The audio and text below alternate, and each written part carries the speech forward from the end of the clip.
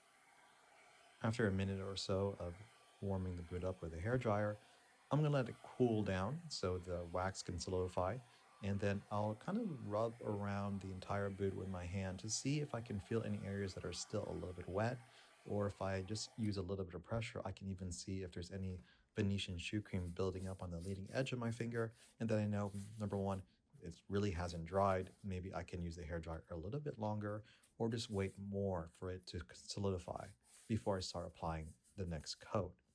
In this video, I'll be applying 3 coats, but depending on how, number one, thick your flesh is, because suede is going to be maybe a little bit thinner and rough out will be much more thick, that there could be additional coats that you need to do But as I mentioned in the first part of the video, I don't really end up using too much Venetian shoe cream. I really bet that most shoes, depending on the size of your boot and the thickness of the rough out or the suede, I think one bottle would be very sufficient for doing multiple coats to get to the point where you have a wax finish that's going to be, I would say, smooth, and you wouldn't be able to feel any of the flesh. Also, what's really nice about having this effect on your shoe, this wax coating, is that it's going to be much more environmentally resistant. You can even just like throw some water droplets on it, and it will definitely just stay beaded, and you can just flick it off or wipe it off without any effect to the shoe. And I feel like with that extra environmental resistance, you're going to be much more confident to take these shoes out on a more regular basis, depending on where you live in the weather. But also at the same time, I think it's just got an overall more sophisticated look, especially should your suede boots or your rough out boots be very old. This gives you a whole new opportunity to quote unquote repatina your shoes.